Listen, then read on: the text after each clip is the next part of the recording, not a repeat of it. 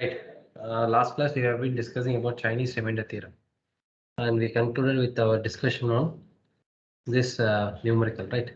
So the other ways where we can able to get the questions, how we can able to frame a sense like this one. Here they're asking you to find an integer. So the integer will have a remainder of 3 when divided by 7 and 13. So you'll be getting a remainder as 3 when you're dividing by 7 and 13, and it is perfectly divisible by 12. So you have to find that unknown integer they're asking here. So you'll be getting expression as x, you'll be getting a remainder 3.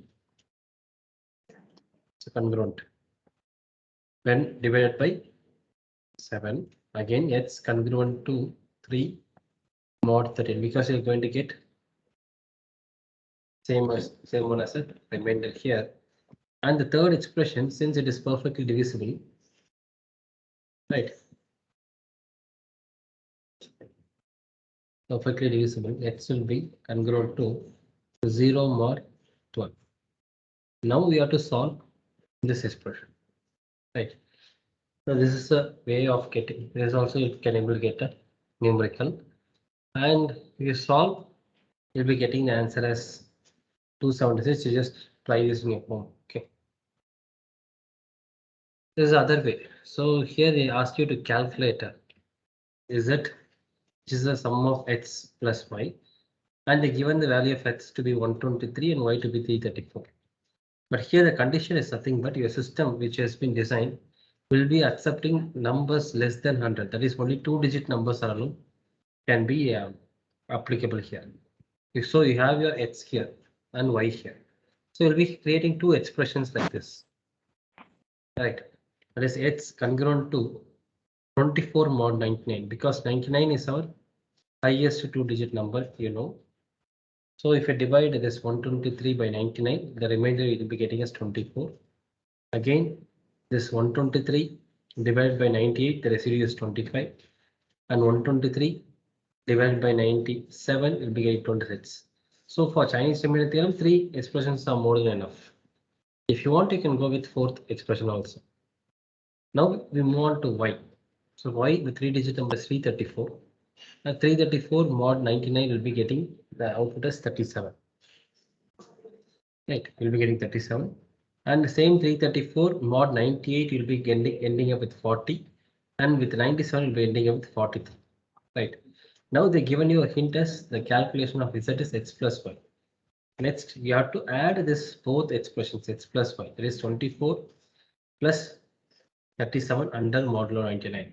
25 plus 40 under modulo 98. 26 plus 43 under modulo 97. So that you'll be ending up with the expression for z as 61 mod 99, 65 mod 98, and 69 mod 97. From this step onwards, you'll be applying your Chinese remainder theorem. So these are two different variants where you can able to get your Chinese remainder theorem questions. Right. Clear, guys, regarding Chinese remainder theorem? Okay, if it is clear, raise your hands with the two variants. How can you able to get your Chinese remainder theorem? Fine. Still, if you have any doubt in this part, you can ask me. If it is clear, kindly raise your hand so that I move on to next topic.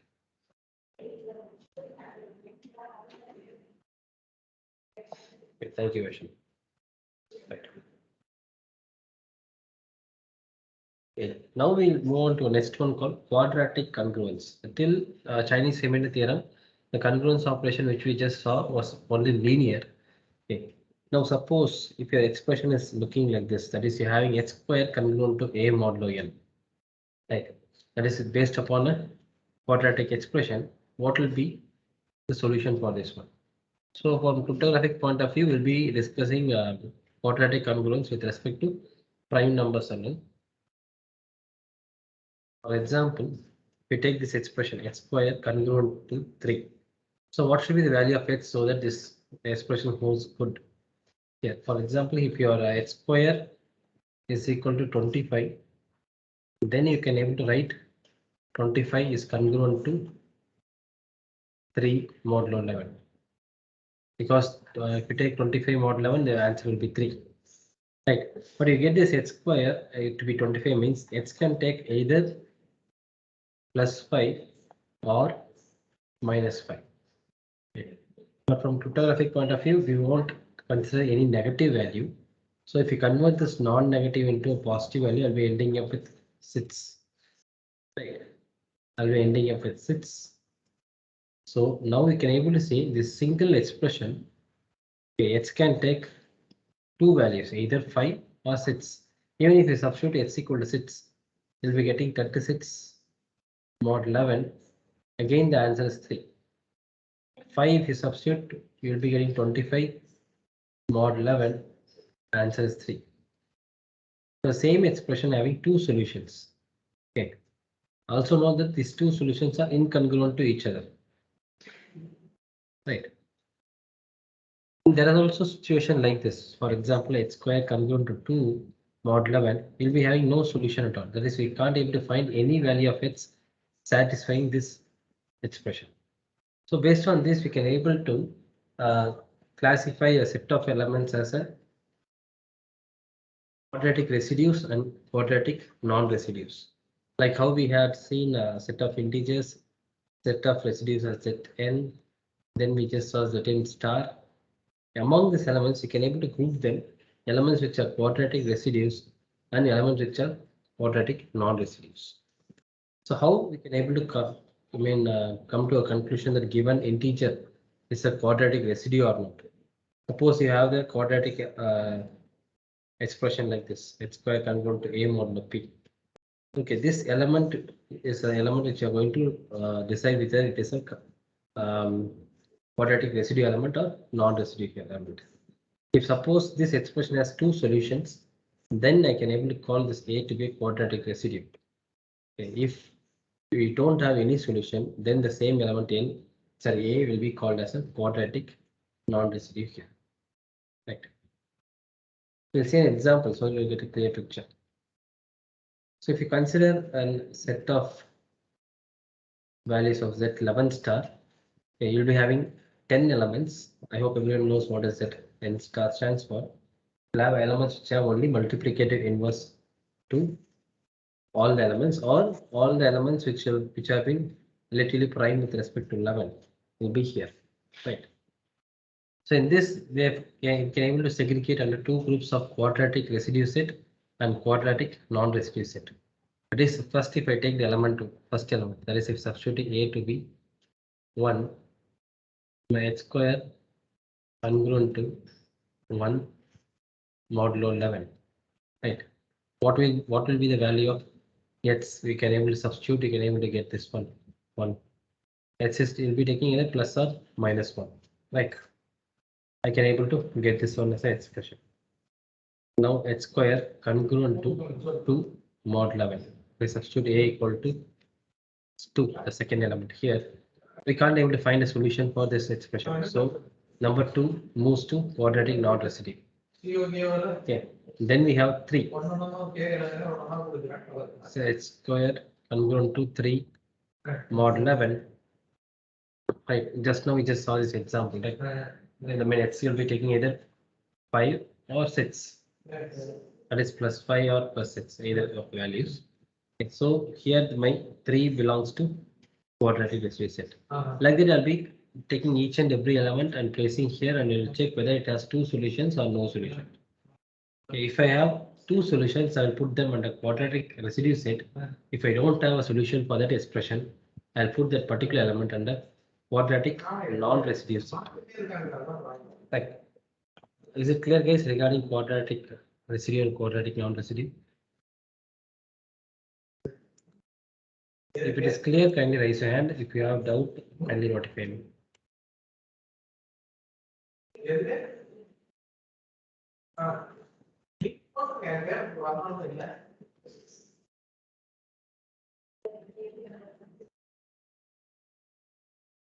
Right. There's also other way you can able to find whether a particular element is a quadratic residue or not. So no need to solve the quadratic expression. If you use Euler's criteria, that is A risen to power p minus 1 by 2. And this is applicable one and only your modulo operator is a prime number. That's why we are discussing only quadratic congruence with respect to prime. If your modulo operator is a prime number, if you are raising that particular element's power to p minus 1 by 2, it will be congruent to 1 modulo p. Then it is a quadratic residue. If you're getting solution as minus 1, then it is a quadratic non-residue. You can able to see the example here. They're asking whether 14 or 16 is a QR or QR. So I took this 14 and raising it power to p minus 1 by 2. Here the prime number is 23. So 23 minus 1 is 22 by 2. We'll be getting as 11. So sorry guys. We're getting 11. So 14 power 11 mod 23. We'll be getting the answer to be minus 1. That is 22 mod 23, which is nothing but minus 1. Right. So it is a non-residue. Whereas if you substitute with respect to 16, I am finding the answer to be 1. So it is a coming under a quadratic residue set. Right. Okay, don't worry, you won't get numericals in this pattern. This is for your just understanding, we just kept here. So next topic which you are going to see is exponentiation and logarithm. I hope everyone knows what is meant by exponentiation, what is a logarithm from your school math. Okay, both are reversible process to each other. That is, if you have an exponentiation like y is equal to a power x, okay, you can able to find the value of x by simply using a logarithmic method, right? That is, x is nothing but log to the base a and y, right? And if you have this logarithmic part, then you can use the exponential method to find the value of y, right? Both are invertible to each other. That is, if you use exponentiation in encryption part, they will be using decryption with logarithm and vice versa. So we'll start off with exponentiation. Before moving into the exponentiation, okay, I would like to teach you a method called square and multiply algorithm. So where we are going to apply the square and multiply algorithm methods. If you see in our theorems of Euler's theorem and other thing, whenever we end up with values like this 60 power 159, 71 power 39, okay, if you like higher powers, it has been difficult for us to compute, right? So you can able to use this theorem called square and multiply theorem. Able to find a fast and efficient way to find the value here. Okay. So I'll directly jump into example so that you get a clear picture. I want everyone to listen to this very carefully, and if you have any doubt or any confusion in getting, kindly stop me there itself and ask me to repeat. So in this example, we need to calculate y is equal to a power x. For your understanding, as of now, I removed this modulo part here. You don't have this mod here. Next. So whenever the x value, the exponential value is bigger, we are facing this issue. Okay, suppose if you consider x to be 22, the first step, what we have to do is we have to convert them into binary value. So 1 0 1 1 0. So it has 5 bits. Okay, so we'll be starting 5 boxes from x0, x1, x2, x3, and x4. The first step, actually, I mean steps are starting from this direction. The first step is here. I'll be initializing the value of y to be 1, and the first box of x0 will be 0 because here the first element is 0. Because of this only, here we have 0. And I'm writing the value of a is a, which is we have to compute by a power 22. I'm writing it as a power 1 here. Right. So the first step, what we have to do is first we have to square the value. Okay. So as the name, square and multiply algorithm. And squaring this a power 1. If I square this one, I'll be getting a power 2 here. Here, since my x0 is 0, we can't able to multiply this 2. Simply this y is equal to 1 will be carried here. Okay. And this will be input from the second step. So in second step, the x1, I mean updated version of x value is 1 because the next bit is here is 1. So the x1 value is 1. And we have a square and we have y is equal to 1 here. Next step, I will be multiplying this to a square multiplied with y is equal to 1. The output of y becomes y is equal to a square. Okay. Now, in the meantime, I'll be squaring this again. So if I square a square, it will become a power 4. Right. And if I update the value of x here, next one is 1. So it's equal to 1. So here a power 4 will be multiplied with y is equal to a square. I'll be ending up with y is equal to a power 6. Again, I'll be squaring this one to get able to see squaring. I am getting a power 8. But in this case, now the value of x is simply 3. So we can't able to multiply this a power 8 with the, we can't able to multiply a power 8 with y. So we'll be simply this y value will be passing on to next round. Here I will again squaring this a power 8, will be getting a power 16. And now if you multiply this a power 16 by a power 6, I'll be ending up with a power 22. The final answer will be coming out here. So this is how the flow works. That is, whenever you have your x value to be 0, there is no multiplication at all. You can't able to no multiplication here. Right. So if there is 1, then we'll be multiplying this one with the incoming value of y to get the output of new value of y. Right. This is the basic concept. It should be clear. Okay, next we'll move on to a numerical base. Exact values will explain the entire flow. As of now, I want to know whether you people are clear with this flow. If you're clear with this one, kindly raise your hand. That's a different rule for citizens holding like private also.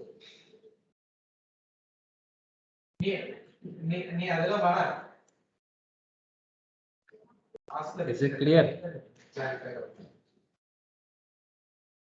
If you have any doubts, you just unmute and ask. Only Vashni is alone raising hand. What about others? Other people are clear or not? Because it's worthy for 10 marks, guys. They have the PIO card, people are maybe not something. Right. Suppose if you want to calculate 17 power 22 mod 21. I'll just explain the same flow with this one. I'll just put this part.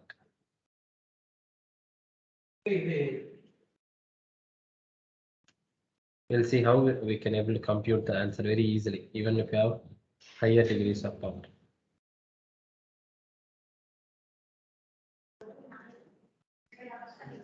Right. So the question is 17 power 22 mod 21, right? Yes. I want everyone to help me with this with their calculators. Now I ask answers. Okay. So first step, we have the same value of 22 binary value here. So initially I am keeping y is equal to 1 and x naught is 0. And a power 1. So in this case a is 17. So here I'll be having 17 power 1. So no multiplication. Next step I'm squaring this 17. Actually 17 power 1 mod 21 will be coming here. Next step I'm going to square. Right. So I'll be ending up with 17 square mod 21. And this 1 will be again carried out here and x1 will be 1. So can you people tell what is the answer for 17 square mod 21? And you can post the answer in the chat box. You can use your calculator. 17 square 21. 17 square mod 21. What is the answer?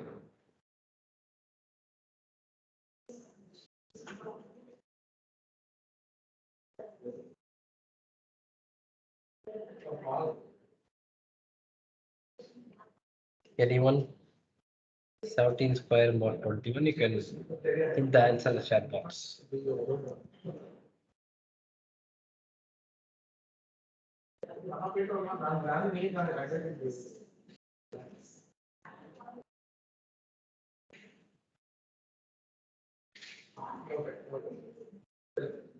No answers so far.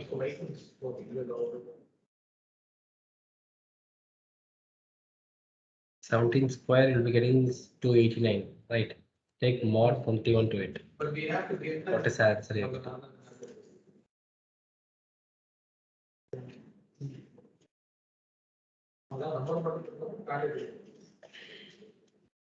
Guys, if you're taking this much time means in the examination it is very difficult for simple calculation.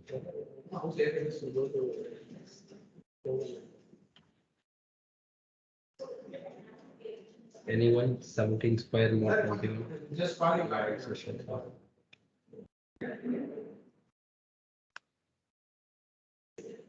50 people are there. Yeah. 16. Yes. You got the answer to be 16 here. Right.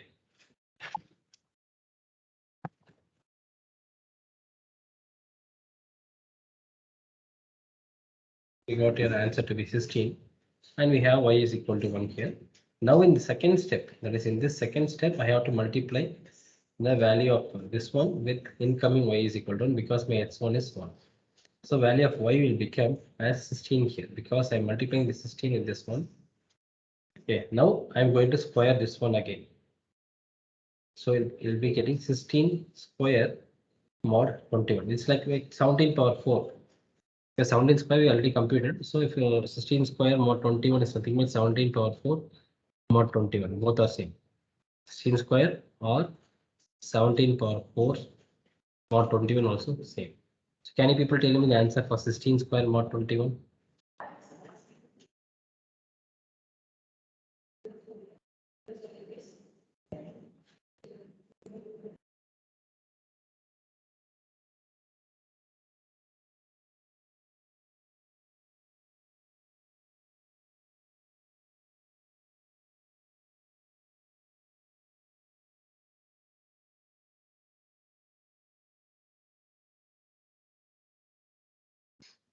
Sixteen square mod 21. Just give me an answer.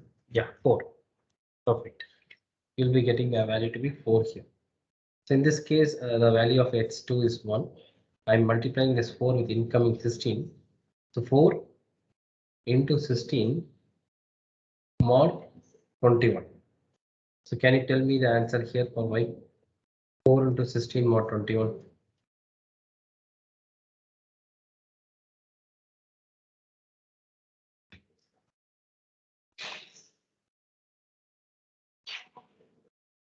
Four into 16 mod 20.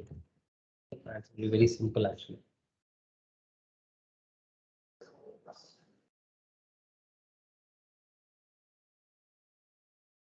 4 into 16 mod 21. Answer is 1. Right.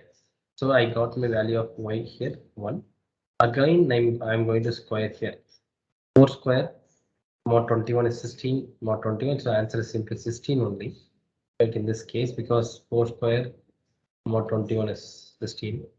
And y is equal to 1 is going to be passed because it's not x3 is 0. Same thing will be coming here as 1. Again, if I square this one, 16 square mod 21. The final one, 16 square mod 21. We already computed here. You see here 16 square mod 21. We already computed here. So answer is 4.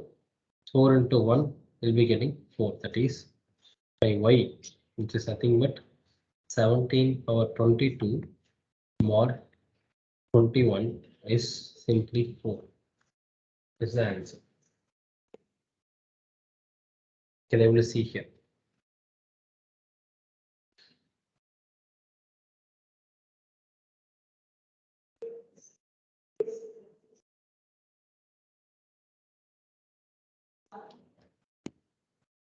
Here you can able to see the same thing. Here they mentioned I value shows the iteration number, right? And your values of x, that is the binary value 0, 1, 1, 0, 1, and the initialization here and the squaring. So in examination, you can either go with this tabular method or you can go with this way also. So I want everyone to try this one in your home 21 power 24 mod 8. So this modulus part is very small. Okay, this is 21 power 24. Convert this 24 into a binary, then proceed with this one. Right. So I hope now you people are clear with fast exponentiation method, right? If you are comfortable with this one, kindly raise your hand. If you have doubts, you can ask me. People, okay, I'm clear with fast exponentiation. Yeah. Fine. Fine. Now we move on to a logarithmic part. Okay. So generally, the finding logarithmic is okay. General way of exponentiation, we found a fast and exponential method. But to solve this logarithmic part with huge numbers, it's very difficult if you go with the general approach. That is called exhaustive approach. For this, we are going to do a method called discrete logarithm method. To understand this discrete logarithmic method, first we should be clear with three terminologies. One is called finite multiplicative group. What do you mean by order of the group? And what do you mean by order of an element? So if you are well versed with these three components, then you can able to understand this discrete logarithm part. To start off with finite multiplicative group, we already had a brief discussion about group rings and field, like 1 week before, I think so, right? Group rings and field. So this is how you'll be representing a group, especially if it is finite multiplicative group, means I'll be having a finite number of set of elements with the multiplication as a binary operation here. So here I'll be representing the group G as Zn star and multiplication operation here. And I hope everyone knows what is Zn star stands for, right?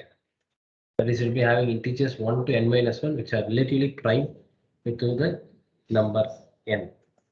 If suppose the n is a prime number, then I can able to represent the group as like this. Group with a Zp star with a multiplication as operation. So this is a finite multiplicative group. This one we already had a brief discussion. Now we are introducing you to a new term called order of the group. So what is meant by order of a finite group? It will be represented like this, two parallel lines and name the group here. So order of the group will reveal the total number of elements present in a particular group. The number of elements present in a group is represented by order of the group, and it can be found using the operation of phi of n. Okay, in last class we discussed about the Euler's phi function, right? The same thing, phi of n, all the four rules. I hope everyone have noted down the four rules in your paper. The same thing will be used here to find the order of a group. Okay, for example, here they're asking what is the order of the group, this one. So Z21 star. So here value of n is 21. So we'll be going with phi of 21 and applying my third rule, that is phi of 3 multiplied with phi of 7. So phi of 3 is nothing but my 2 because it's prime number. So p minus 1. In this case 3 minus 1, and this is all the prime number. So p minus 1. So 2 into 6, I'm getting 12 as an answer. And these are 12 elements of that particular group. Yes. Now all these elements are literally prime with the 21 number, right? But here the order of the group will represent only the total number of elements present in a particular group here. Right? I hope this is clear, right? Regarding finite multiplicative group and order of the group. If it is clear, raise your hand. If you are clear with this one only, you can be able to go with the order of element.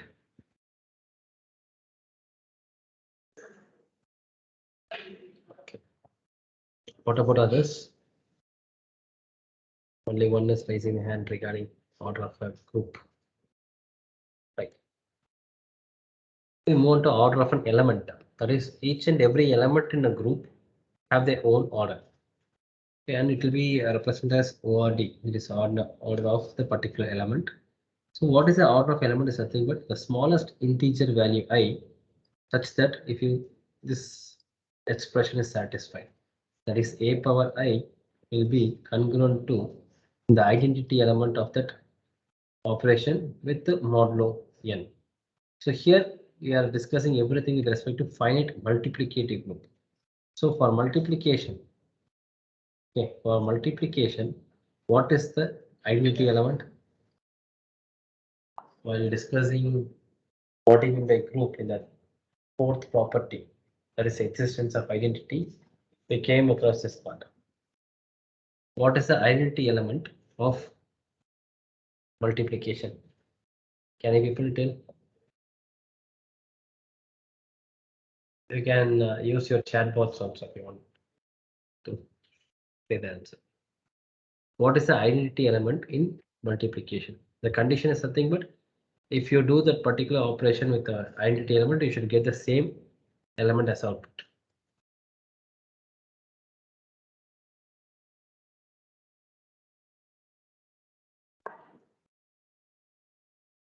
No answer. Yes, it's very difficult. People have to brush up yourself. The answer is 1. For multiplication, the identity element is 1. Hope you remember the property like A dot E or E dot A should give me A. If the dot is nothing but any one of the binary operation, is the addition or multiplication. If you go with multiplication, E will take the value of 1. Then only you'll be getting your E to be, sorry, your final answer A. If it is addition, E will take the value of 0. Right. So in this case, for whatever the value of I you are going to substitute, what will be the smallest value of I? This is an important point. The smallest value of I such that the value of you place it to the power of A should end up with 1 modulo N. Okay. Here find order of all elements in Z10 star. So can you people first tell me what is the order of the group here? That is phi of 10. At least this one I need your answers. The chat box. What is the order of this group?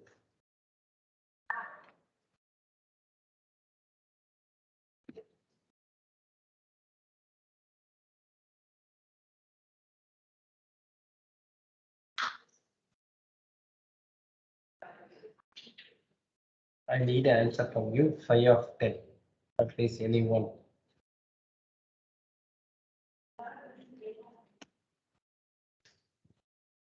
You can apply the third rule of your Euler's function. You can write it as phi of 2 multiplied with phi of 5. At least now, you people should tell me the answer.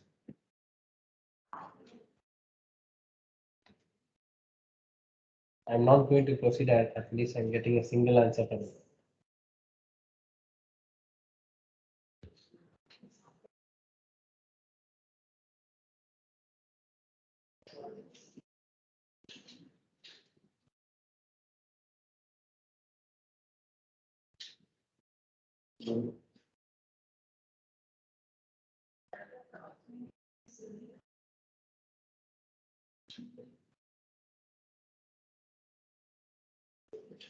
Any answers so far? At least, yeah, 4. Right. So your answer is 4. And these are the elements 1, 3, 7, and 9. Now we have to find order of each element.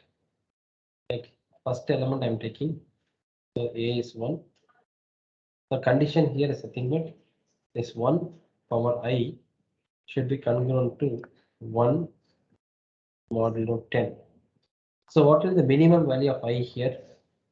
So that I get this answer as 1 more 10. What will be the minimum value of I here? Can you people tell me the answer? People who join the class late, you won't get attendance. I already took attendance by 3:15 itself. People who join late can leave.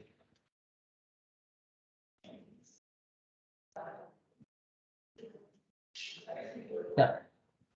Back to the question. Can you people able to tell what should be the minimum value? This is an integer starting from 1 to it will be going on the value of I.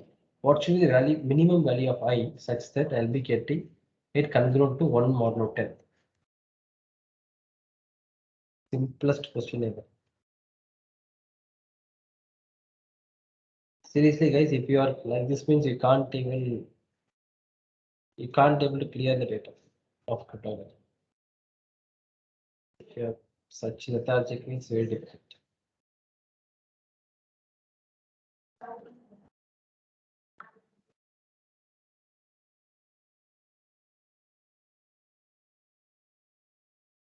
It's very simplest question I'm asking. What should be the value of I such that it will be congruent to 1 modulo n?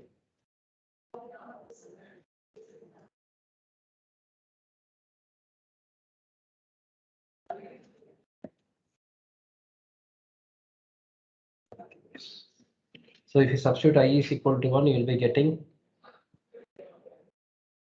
this one 1 modulo 10. So the order of element of 1 is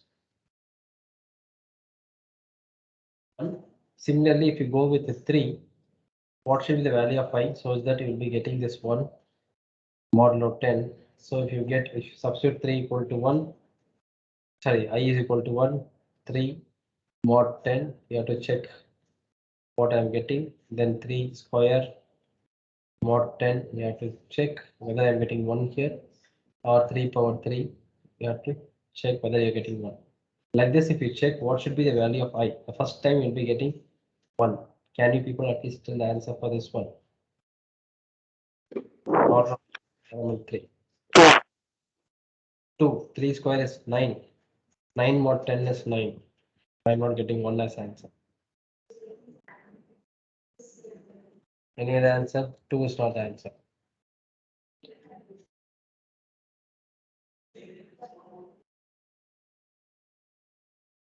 Answer is 4. 3 power 4. So 3 power 4 will be ending up with 1 as answer. Can you people at least tell me the answer for 7 and 9? A morning class batch, that is G1 batch, they solved the entire thing. Between 3, 7, and 9, they solved. I didn't say anything.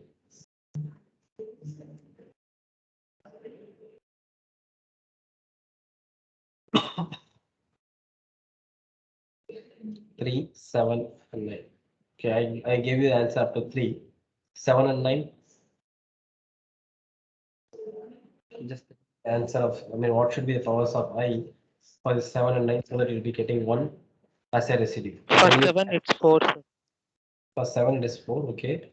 For 9. 2, 1, sir. For 9 is 1 up. 2, 2, No. sir. 2. Right. Okay. This is how you'll be finding the order of each and every element. Right. Anyone have any doubt in this one? Finding order of an element? No. Fine.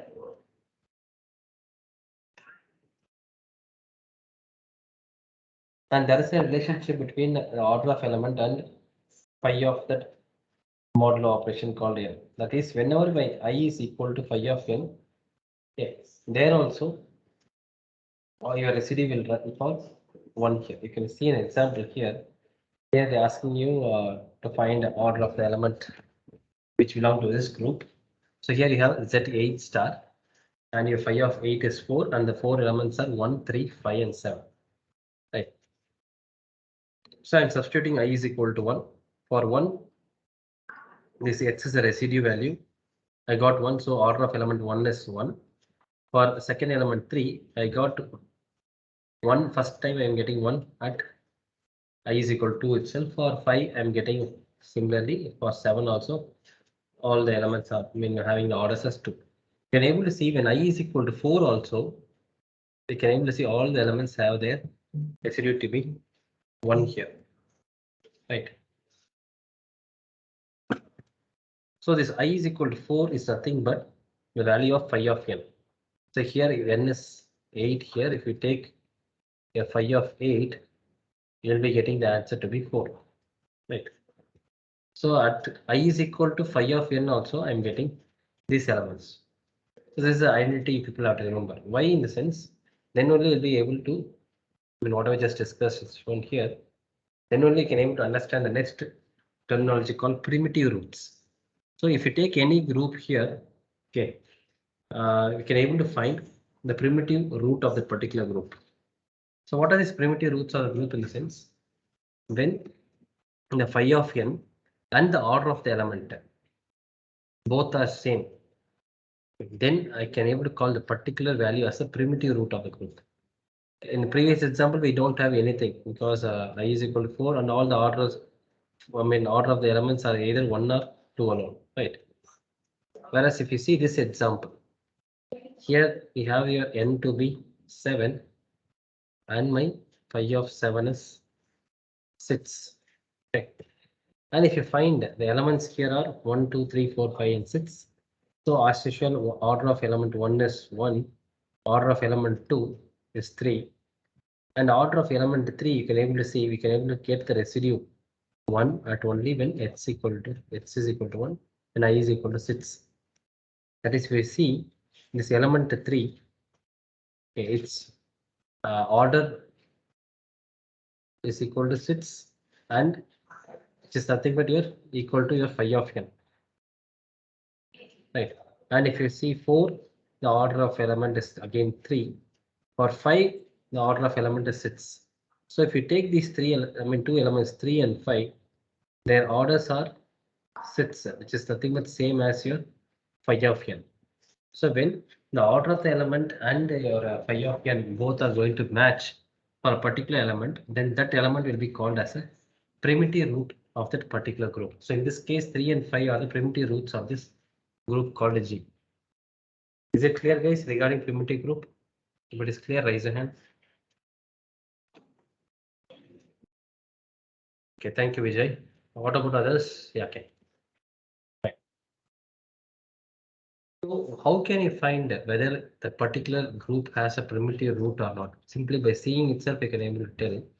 Like that is this value of n. It should be either 2 or 4, or it should be in the format of any prime number risen to an integer t, or it should be a format of 2 times of any prime number risen to any integer value here. For example, here they're asking you to find whether 17, 20, 38, 50. When n takes these values, whether primitive roots will be there or not. So here 17 is a prime number, so primitive roots does exist. 20, it has no primitive root. 38, though it is not a prime number, but I can able to represent it 38 as 2 times of 19. So it is in the format of 2 times of p power t. It is 2 times of prime number 19. The t value is 1 here. Right. And 50, it is in the format of 2 into 5 square. So it is in the same format of 2 into prime number 5 raised to power. That value of t is 2 here. So it will be having the primitive root. Like this, you can able to find the primitive roots. Right. Can you people tell me what are the order of each and every group here? I'm not asking order of the elements here, order of the group. That is, you have to tell me what are the values of phi of 17, phi of 20, phi of 38, and phi of 50. Can you people tell? And you have the easy solutions for phi of 38 and phi of 50.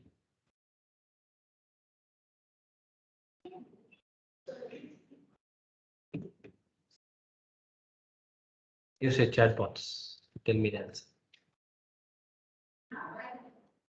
If you are able to tell, we can able to conclude today's class.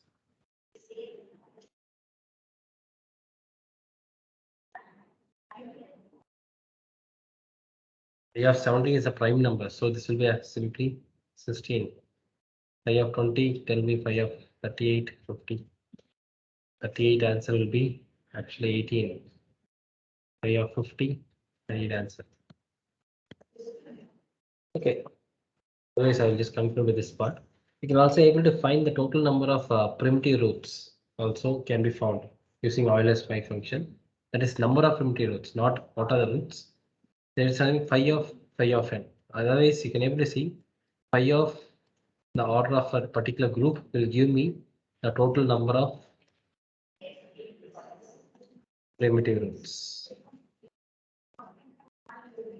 Using this method also, you can able to find total number of primitive roots so that you can able to ensure yourself whether you have found all the primitive roots in that particular group or not. So with this, we'll wrap up today's session. Anyone have any doubt in today's topic, you can ask me.